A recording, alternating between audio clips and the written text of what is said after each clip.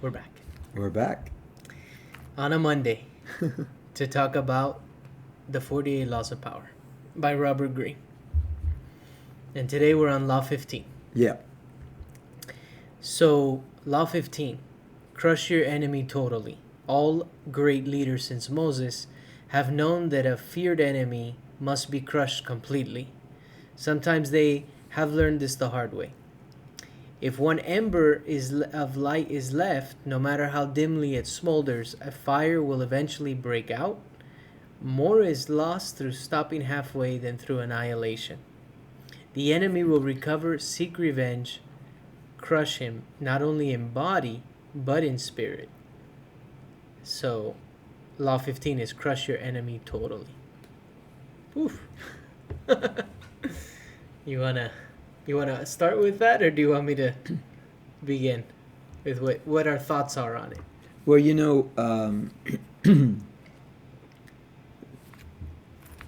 Robert Greene is talking about a time period where if you didn't kill your enemy ended up killing you. You're fighting with swords or knives or bow and arrows, and so it was kill or be killed. So, definitely. So let's take it to Current events. current events. Your life may not be in jeopardy, but you stand to lose a lot. Okay. There was a time when I was able to purchase a particular business, and I was in competition with someone that was one of my main competitors. I had the edge because the seller liked me more. Okay? And this is a long time ago. The 48 Laws of Power were not around. And I started looking at the price, and I tried to get a better price than the price was already good. I messed around with the price, and then the other person who was smaller than me in terms of the size of the business was hungry and said, okay, I'll give that price, and ended up buying the business. Well, that particular person grew and became one of my most fierce competitors in the business world. And we were always, wherever I was, there she was. Whenever I went somewhere, she went somewhere. Whatever I did, she did. It was incredible. And she became one of my most fierce competitors, and she definitely took her business to another level and ended up buying more and more. And so she stayed on the forefront for 30 years. I had to put up with that for 30 years. Okay? So you feel that that was your opportunity to potentially crush that competition? Yes, because what happened there is that this was kind of like the beginning where things of this nature were beginning to sell, and people didn't know exactly what the valuation of these things were in the market. And then this kind of set a precedent. Okay? And so I learned that you just don't mess around. We just heard something where a guy says, look, I'm one of the fastest growing companies, and we did it all in 2 years. But why? And he says, I'm not the smartest guy around, but you know what I do? I pull the trigger. That's exactly what he said. And he pulls the trigger. If he thinks that this might work, he does it. And one of the things that he says is it may not work, but you'll never know if you don't do it. You got to do it and see where it leads you to. And that's the part of the growth and everything else that we talk about in getting involved in all these things, So, yes. It's interesting because from another angle, another perspective would be that somebody who's hungry will, if it wasn't that opportunity, it would have been another one. Yes, but it would be a different reset because they weren't in the game yet. In other words, they were in the business, but they had not had bought a business yet. Had I bought that, that opportunity would have closed. You see? And then this particular person would have to go and look for another opportunity. Right. That's more time. You're still small. You're still struggling. Where Right. I picked up on an opportunity and ran with it. And then there's other things that are associated with that because, for example, when you pull the trigger on a deal, and I've noticed this, when I ended up buying a business, it gets out on the street. People say, oh, this gentleman bought this or this lady bought this, okay? Now, the community of whatever you're talking about, whether it's landscaping, whether it's construction, whether it's a painting company, whether it's an insurance company, a real estate company, now that community begins to realize that you bought a business so you can do it again. Okay? And the word gets out.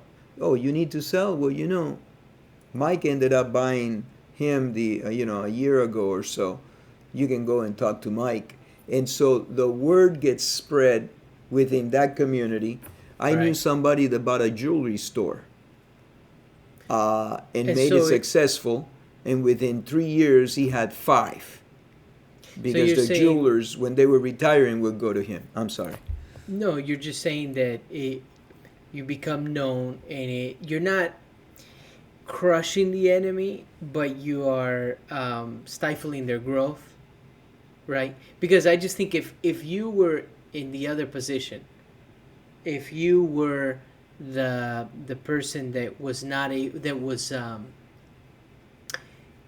small, and there was another guy bigger, and the other guy ended up buying that business, and you stayed small, I just think the type of person that you are, it wasn't going to stop your growth. You would have eventually still found opportunity and success. Yes, and there are people like that. Yeah. And so I agree with you on that. But I hear you, it stifles you. It stifles you. And you never know. Maybe it could potentially. You lose the desire to take on other opportunities like that. Well, what ends up happening is that, and I've heard a couple of businessmen talk about this word, and this word is extremely important. You either gain the momentum or lose the momentum. Oh, yeah. So if you get stifled, then potentially you lose the momentum. Now, I've talked to some people that are very wealthy, and they tell me when you lose the momentum, it's extremely difficult to get it back. But you get it back, but it takes a lot of energy. Right. When you buy that particular business, okay, now you got the momentum. It's rolling. It's like that ball rolling down the hill, and then it just keeps gaining energy and energy. Yeah. That's what happens. Okay? Now, I believe it. We're talking about Robert Greene. He's talking about those Chinese warriors, where on the book it says, there were these 2 Chinese warriors. They were, I think, blood brothers. Okay? And one of them had the opportunity to crush the other one, okay? And his consigliere told him, do it now. Get rid of him. Destroy him, okay? And he didn't. And this guy got away and became a thorn in his side because he started creating an army. And he was still alive. He was still doing all kinds of things with him. And it's my understanding, as I read more, is that the reason why he didn't crush him was because he wanted to bring him back to his village, his home village, so that he could show everybody that he was going to say, I was wrong, he was right, he's the more powerful one, this and that. That's an ego trip. Okay? And because of that, at the end of the story, this guy grew, was no longer small, and was able to maneuver one time in one of the attacks to enclose this guy, and he ended up dying. he got away from him, and it's my understanding that he put out like what do you call it, $1,000 for the head of Bounty or a something. bounty for Young. Okay, I think his name was Young, and one of them was Wu. They were Chinese warriors, and a bounty for Wu. Okay, actually Wu I think is the one that won. But let's say another name. Okay, a bounty of $1,000. Okay, and he came to a village where a lot of his soldiers were there, and he said, "I hear that." I think it's Wu said that there's $1,000 on my head. Okay, and he knew that his people were going to betray him, and he said, "Let me save you guys some work." And he pulled out his dagger and he slit his own throat. Whoa. And that's in the story. So he had the opportunity, I believe, on 3 occasions to crush this guy, Wu, and he never did it. Okay? And then he ended up growing, boom. Yeah. And Yeah. so in the older days, it did mean your life. Right. Now it could mean your livelihood. Your livelihood. It could mean your It livelihood. could destroy you. Yeah. It could destroy you. You know, You make a wrong move like this, and you have to deal with it mentally. Because now you have your mental Yeah. demons. Oh, I could have done this, I could have done that. If Right. I only would have done this. And you know how they say hindsight is 20/20. What can I tell you? I believe in this. Okay? it's powerful. It's powerful. In The Godfather 2, Robert De Niro goes back to Sicily to avenge the killing of his family. Oh, yeah. And the whole story of The Godfather, the only reason that, I know that this is a Drama. well-written drama, but I'm sure that it's based on some truth, and I'm sure that this has happened before, but they had to flee their hometown, Corleone, because something had happened where his father somehow was involved in something, and so they killed his father, and then they went to kill him and his siblings and his mother. Well, they ended up killing his big brother, and then they ended up killing the mother. Right. Right in front of his... But he was able to flee. Yeah, Vito he Corleone, ran. He ran. Which Vito Andolini at the time. Yeah. But he was able to get away, and then as a grown man goes back to kill the guy To get rid of the man. that did that to them. So that's what Robert Greene's talking about. And he tells him, the old man told the mother, because she said, "Look, spare Vito, him. spare him. He's not right in the head, or He was has mute, or yeah, couldn't he has speak. some kind of disability." And the old man looks at her and he goes, "No. He will grow up one day and be forte, be strong." And she says, "No." And then she gives them the opportunity to run, but they shoot her in the movie. We're talking about a lot of drama. Yeah. Okay? And so in the old days, your life depended on it. Like, the samurais and stuff like that with their honor and so forth. It meant a lot to these people. So it was either kill or be killed. Okay? Right. No doubt about it. In the corporate world today,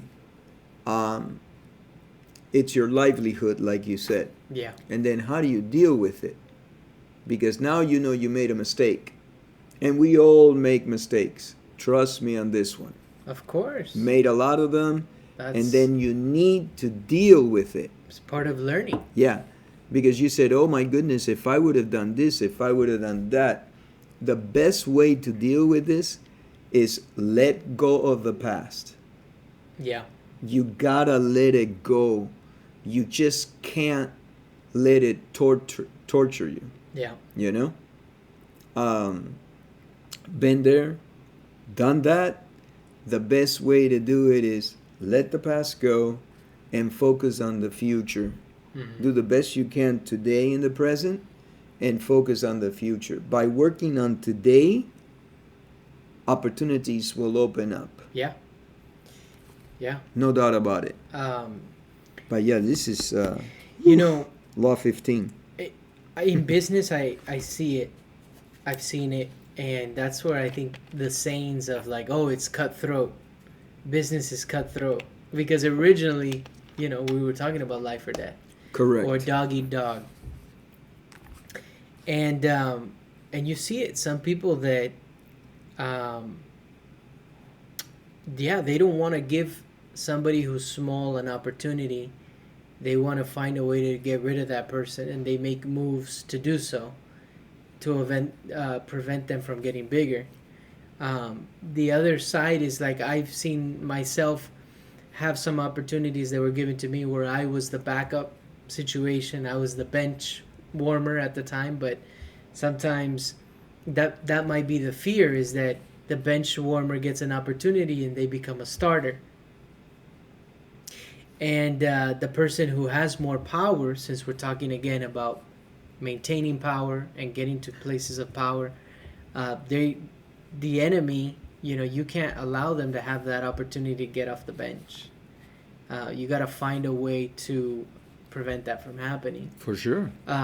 It's interesting how Robert Greene talks about since the times of Moses, right? Because the story of Exodus, Moses taking his people Right. with him from slavery from the Egyptians, and then eventually, becoming a free people, and it didn't work out well for Egypt, right?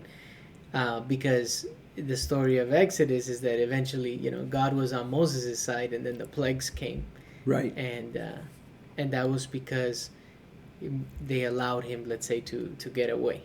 Right. But yeah, But crush your enemy, It sounds like, oof. When somebody reads it initially, they'll say, oh my goodness. right. Is that necessary? Yeah, some people may say, I don't want to live my life like that, Right. and that's okay. Well, you take your chances to a certain extent. Because you might allow your competition. Now, we're talking business here. We're not talking life and death. Yeah. Okay, we need to make that distinction because Robert Greene goes back, and he's talking about these Chinese warriors that it was life and death. Okay? But it's livelihood. It's livelihood, which could be construed, I mean, you could Right. lose everything you got. I mean, there was a story I'm a lot on the internet, and there was a story where I forget exactly. I think it was a landscaper, and initially the guy went to talk to the owner, and the owner wouldn't even speak directly to the gentleman. The owner of that company would speak to his secretary, and then she would talk to the person. And that the gentleman never forgot because he thought that it was such a disrespectful thing. Okay? Long story short, just to make it count, a few years go by. This young man grows his business tremendously and ends up coming back to that original owner because they were competitors to buy his company. He had grown enough where, and then on the social media he says, I wonder if this time he will speak to me, because now he was coming with money. Now Right. he's more powerful. Now he's grown and developed in that business sense. And so are you going to talk to your secretary so she can, and they were all three there. So that's how he had relayed that. So definitely, in the business world, it's cutthroat, Yeah. You got to sell, you got to figure out your marketing, it's constantly competing. Yeah. I've liked to think that I can learn from competitors and that you can still have a good relationship with competitors. And, I've kind of looked at, I don't necessarily agree 100% with that idea, but maybe it's because I haven't experienced it the way Robert Greene's talking about, or, where you need to annihilate, and and that's at whatever costs, I think, whether it's spreading maybe bad misinformation about somebody or trying to get rid of somebody, Yeah. in the business setting. You know, you can't forget about the fact that you are competitors. Yeah. Okay. For example, At the we're end of the we're in day. real estate. Okay, and I've been also in the insurance business for 40 years. I always made friends with business owners in the insurance business. And that turned out to be in my favor because when these folks were ready to retire, you know, they thought of me as an opportunity to buy the business that they built. Okay? So, most definitely, um, I would say you want to have a heart. We're all human beings at the end of the day. However, it's brutal. If you talk to Patrick but David, you know, he will tell you, hey, you got to give it your best shot and go for it, because what happens is that if you don't do it, somebody else is going to do it. Somebody else is going to take that business from you. Yeah. And you don't sell that business, you don't make that revenue, you don't get that cash, you can't buy the bread that feeds your family. Yeah. And so you got to go out there and you got to compete and give it your best. At the end of the day, you need to know that we're all human beings. Okay, we're not in these times where you're gonna take somebody out. Yeah. And also, who do you want to be at the end of the day when you are getting ready to go to bed? And are you happy with the person that you are? Right. But I think that a lot of competitors would say to you, Mike, you got to go out there and do the best you can. You can't be worrying about your competition, because that creates a weakness in your armor, in your steel. You can't worry about the competition. The competition has to worry about themselves. You have to go out there and run that course the fastest that you possibly can. Right. Okay? It's like when they fire that gun and there's 6 of you on the startup line and you're running. Okay? You gotta run for your life. Yeah. And that's what business is. You gotta run it. You gotta do it the best you can. You see an opening, you gotta take it. And you can't worry about the competition. Okay? Yeah. Because, somebody would say, "Oh, you're hurting the company." Yeah, but you can't worry about that because they're doing the same thing. They're going, and you just have to do your very best for your family, for your clients. You just have to do it. Right now, we just made an offer, and they had 6 other offers. We'll see how it goes, but I think we're going to get this very beautiful large property for our client because of the way that we approached things. Yeah. Yeah. Okay? So, you've got to be professional. Okay? You got a reputation to uphold. Yeah. Like this guy said on social media, be true to your word. That's extremely important, to be true to your word. Law number 5 is protect your reputation above all cost. I fiercely believe that. In fact, when we picked the best laws out of 8, I think that reputation was mine and yours was Law 1. Law 1. Never outshine the master. That's right. So yeah. Well, we really, I enjoy it. I know you do too, going over these laws because it helps to remind us that competition, people out there are using these, and you have to know the tools that you're fighting up against. But yeah, I think that was a great example of what you shared early on in your career, and goodness. And now we have, for those who want to check it out, we have all the laws we've done till now linked up, and every Monday we're going to do another law. Every Monday we'll do another law. But Well, yeah, this was extremely interesting. In fact, there was another story I believe that Robert Greene had brought out where it was such a competitive, because you're talking about dynasties and how they survive. And we're talking about, there were other times, okay? You're talking about, um, yeah, war. yeah, And yeah, there were other, leaving what is it? Like survivors, yes.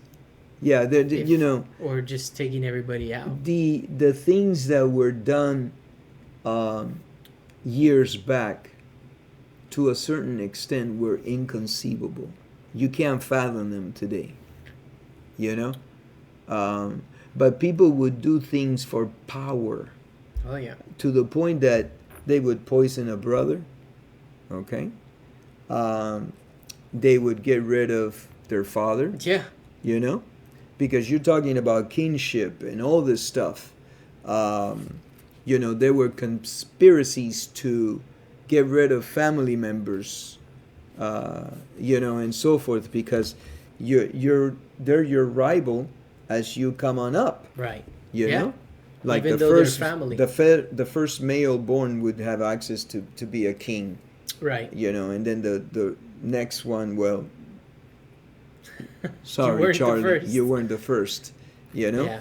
And the females, and there were marriages that were arranged so that armies could come together, and things were done. Well, I mean, this law is tremendous, and I can see how it can apply because we're coming from ruthless times. Yeah. You know. Well, even in the 14th, 15th century, or 1400s, with in Machiavelli's The Prince, he talks about not leaving any survivors. That's what he shares. Yeah. Well, Genghis Khan was tremendous on his the terror that he created Yeah. in his enemies, and it's my understanding that he would offer the villages or countries that he was going to conquer the opportunity to join him, and then I think there was a beating of the drums, and those drums were relentless. They would go out through the night beating the drums, and there would be a deadline because he would send emissaries to show, hey, this is what my offer is. If they didn't take his offer, he would absolutely kill everybody, from what I understand. From the little that I've read, he would destroy everybody. And, it was incredible.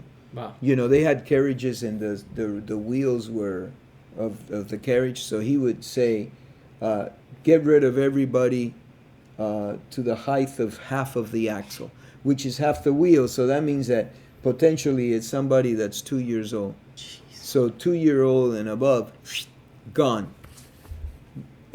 I mean, you're talking about ruthless times. Yeah. Now we're talking about business, but you're talking about livelihood. Right. And then you have to deal with the fact that you made a mistake because you see that other person grow and take part of your territory, quote unquote. Yeah. Then you got to get better.